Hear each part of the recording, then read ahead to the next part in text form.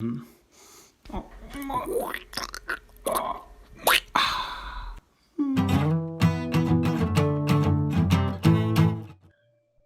right, guys. We wanted to take a little bit of a break from talking about Netflix movies to give you an idea of what kind of movies that Nick and I enjoy. So I've Mute hit asked. us so hard. We could not physically talk about another Netflix movie. It was almost like we were mute. You know, I was going to go join an Amish group, today. No, but these are movies to kind of give you an idea of what we like in our personal time when we're not forcing ourselves to review movies that were strictly made by Netflix. However, I have given Nick the restriction that they need to be on Netflix, so you guys can watch along too. So for my list, I'm going to start us off. I put Pan's Labyrinth. Pan's Labyrinth is checks a lot of boxes. It's got fantasy elements in it. No poop scene, unfortunately, but it also has Nazis. The only hurdle would be it's in You know Spanish. you love thinking about Hitler. I do, I do. Anytime I can watch a Nazi suffer, I'm like, get them. I'm also getting a little bit older. And when American males reach a certain age, the only thing they care about is World War II. So You're getting there, man. You're a dad of 3. Yeah, it's happening. Getting up in age, exponential growth in World War II interests. But no, Pan's Labyrinth is about a little girl whose mother marries a Nazi officer, but at the same time, she goes on a magical journey to find the princess of a kingdom. And those things don't sound like they go together, but it is both horrifying and surreal in moments. And somehow with these monsters that both eat children and do all these terrible things, the scariest part is still her stepdad, this Nazi officer. So it's a lot of fun. So is that, what genre would you classify Pan's Labyrinth? I mean, it's definitely historical fiction, but it's like, what do you call? There's a term for fantasy that is set in a real world setting. And I can't think of it right now. Okay. Neil Gaiman does a lot of writing where it's like just at the edges of our known world, there's fantasy elements mixed in. I don't know if it's magical realism. Okay. But yeah, sounds interesting. You want to go one for one? Sure. Yeah. So Pan's Labyrinth is my number one pick. What's your number one pick, sir? Well, I think the best movie on Netflix that I've seen, well, and some of these are a little, I think why I put them so high is because they're under the radar. Okay. But I think the best movie I've ever seen on Netflix is Ex Machina. Oh, okay, right on. Which I don't know if you've ever seen it, but it's an awesome sci-fi film. Like, it's super well written, really well fleshed out concepts. Like, if you don't leave the movie feeling like they didn't explore any elements of the ideas they put forth. Yeah, it's just, and it's a low budget film. Like, they didn't have the budget to do 80 different scenes, and most of it's taking place in one house, but you're basically following a character who has discovered how to make robots, Nice. And like how to make them basically functional human beings. Okay. And he introduces someone from the outside world to his house where he has these robots, and kind of the reason he brings him in there is to try and prove if they are human or not. Oh, right on. So like he's trying to make them so human that you can't tell the difference. Yeah. And that's the outsider's job, is to come in and see if he can find a flaw. Nice. And it really explores that idea of like what's human and what isn't. And like it's really well done. So I'd recommend that. If I had to give it on our scale of movies, I'd say it's like an 8, 9, probably pushing 9s. Oh wow! Right on. Yeah, that's awesome. I loved it. And what? You're the second person to recommend that to me, so I'll definitely give it. I'll check it out. A common theme for all of my movies are going to be I started them just knowing the name, and not expecting anything. Okay. You know, like I've heard someone say that the name of that movie, and I'm just going to watch it, Yeah. and they just surprised me, like they blew me away, kind of a thing. So Yeah. that's totally Ex Machina. Well, awesome. I'll check it out. All right, my number two pick is a movie called The Girl with All the Gifts, which is a zombie story based on a novel by the same name. And I feel like with zombie movies, they're either hit or miss. Like the zombie movies that really stick out in my head, I absolutely love. Like I think they're fantastic. 28 Days Later. This movie is definitely up there. Train to Busan. Like those sort of things. Like they were fun, but they're also really enjoyable. This one is a take I haven't seen before.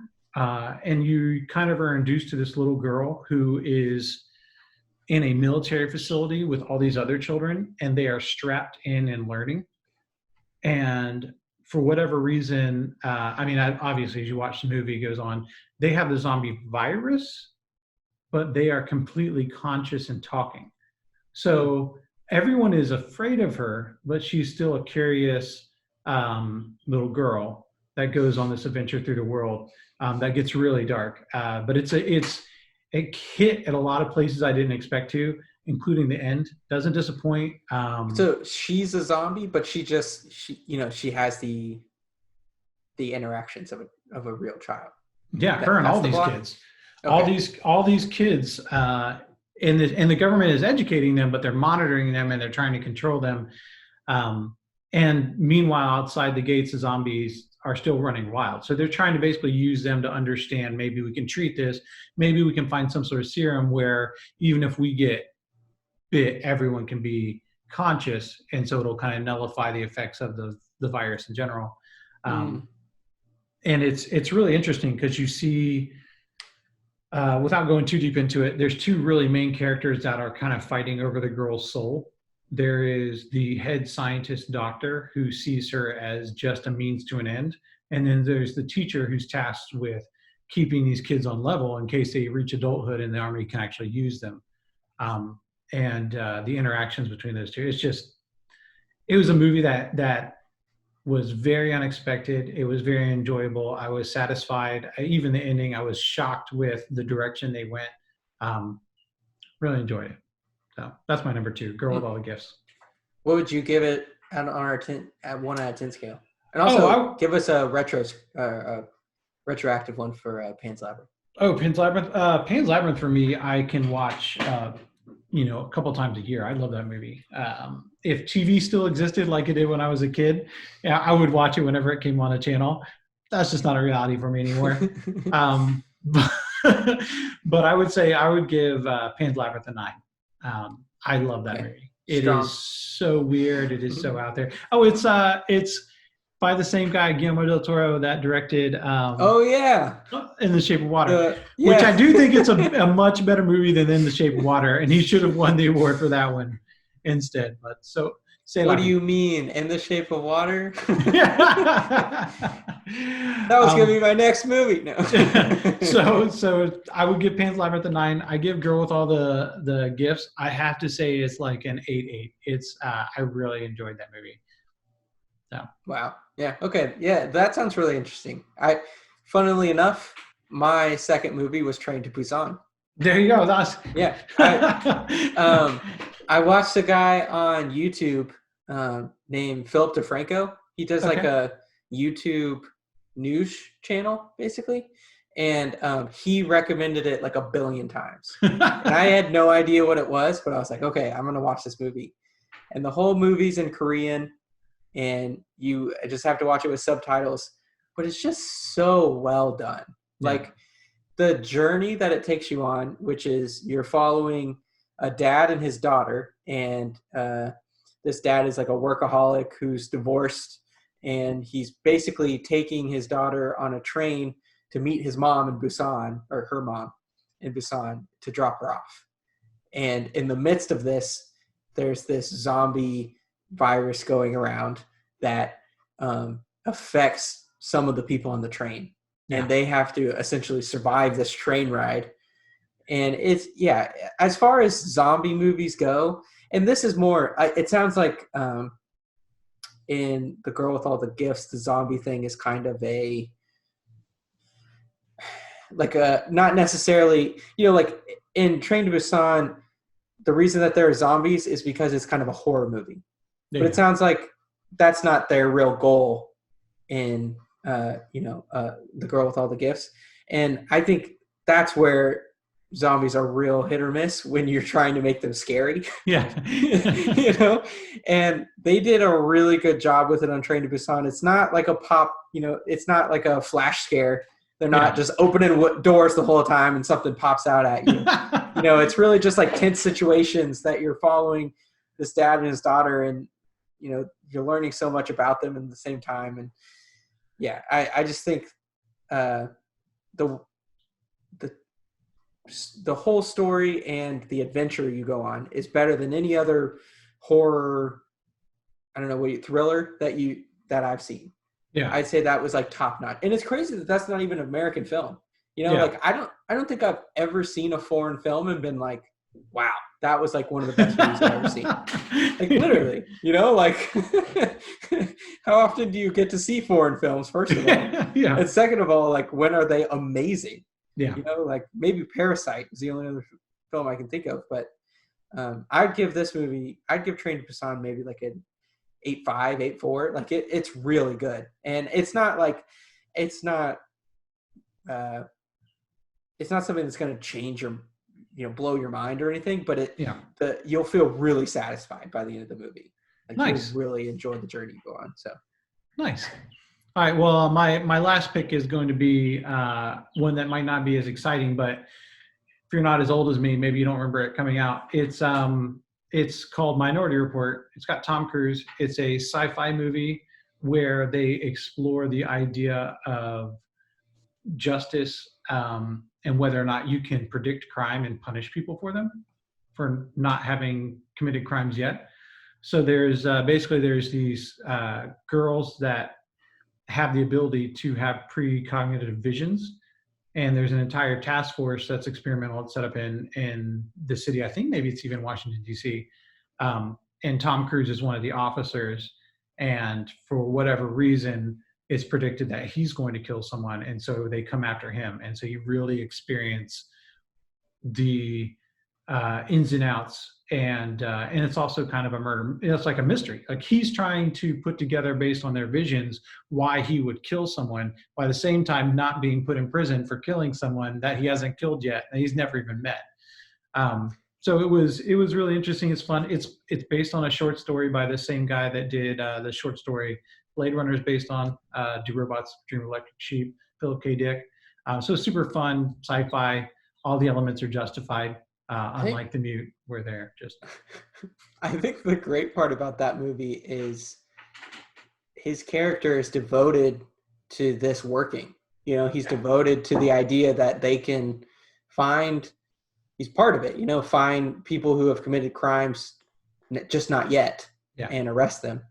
And then he comes up as one of the people who's committed a crime. So it's like, yeah, it's a really great character development. It's really good to follow like what he finds out about that. It's really Absolutely. fun. And even though the struggle and the story and the resolution is very personal, like any good sci-fi, I think it asks bigger questions through that personal struggle. You know what I mean? You're really questioning the morality of this. So no, yeah. And that one it's a solid movie. I give it like a 8.4. I really enjoy it. I agree. That's the only one that you've mentioned that I've seen so far. So okay, cool. Yeah, I'd say definitely low 8s, 8.2, 8.3, something like that. It's a great movie, like really good. It holds up too. I've seen it recently, and it's a pretty old movie, early 2000s or something like that. But yeah, it's really good. All right, what's your last one? My last movie is one we've talked about a whole bunch. So I'm gonna say Snowpiercer. Nice. I watched it recently, and it was one of those movies that I just kind of clicked on. I had no idea what I was getting into. I just had heard the name before. I think I've just seen it on Netflix for a long time. So many times, yeah. Like I've seen the picture of Chris Evans and like an axe It Mhm. says Snowpiercer or something, and I'm like, yeah, whatever. You thought it was like a Russian Captain America? Like, oh, the Yeah. Snowpiercer, comrade. It's like, oh, he took a break from Captain America to do some shitty film. Like, whatever.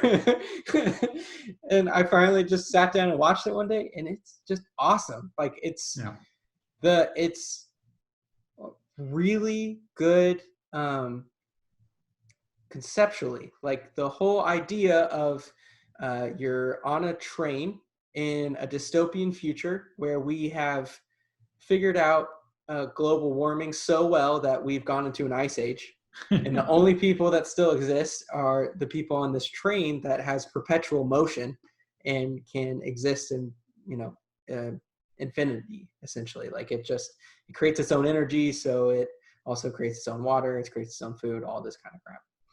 Nice. And so what you find out is because these are the last people, they've created a class system throughout all the different cars. And you follow this character who's in basically the bottom class, and he is trying to basically stage a revolution for his people to give them, better living conditions. And through that, he has to fight his way through each car and eventually meet the maker, the like head of the train, and have some sort of conflict resolution. And just the symbolism throughout the movie and the little like Easter eggs that they plant that you'll eventually like be like, oh crap, that's what that meant. And you will kind of, the characters are great. Like, everyone has a role and they meet the role perfectly. Like, we watched Okja, which Yeah. is the same director. Mhm. And I think the one thing we said about Okja was we're finally watching a movie where the director knows why he's talking with everyone. Like, he knows why every character exists. He knows what for them to say to be meaningful to the main character and to progress the story. And that's Snowpiercer to a T. Every character serves a purpose that is meaningful and like you evolve with. So Yeah. it's really well done. It's a great movie. I give it a 9.2. Wow. Oh, that's huge. I And see, that's one I watched- still haven't watched yet. I haven't really heard about it much until we started doing this podcast. I started hearing about it from you, and now I've mentioned it 80,000 times. but I was gonna say now, like, I don't have extra time to watch movies because I'm watching these movies, and I'm like, yeah. So no, I want to jump on that one. And we were just talking about it off camera. TNT, did you say, is making a series out of it? Yeah. And the preview I saw said Bong Joon-ho, the director, was attached to it still. Yeah, I don't really know much about it other than TNT's going to do a full like TV series based on Snowpiercer. Yeah. Sounds well, awesome. It looks like Jennifer Connelly is trying to do a murder investigation on the train, and she's from one of the more forward cars, if that makes sense. Yeah. So it might be like a precursor. Yeah, that's what I'm thinking. They're kind of going to. Yeah. But it looked cool, and like I said, I've been meaning to watch that one. That's on my list. So I mean, it's just, for me, it's so up my alley. It's just sci-fi dystopian future, and it's just done so well that there was no way I wasn't gonna like it. So nice. I'm biased. All right, cool. So that's it, guys. We those movies are all on Netflix right now. That was I'll list mine, you list yours, just so I can remember them. That was Pan's Labyrinth, Girl with All the Gifts, Minority Report, and Nick, your picks were? I have Ex Machina, Train to Busan, and Snowpiercer. So yeah, check them out, guys, and we'll be with you next week for Extraction. Take it easy.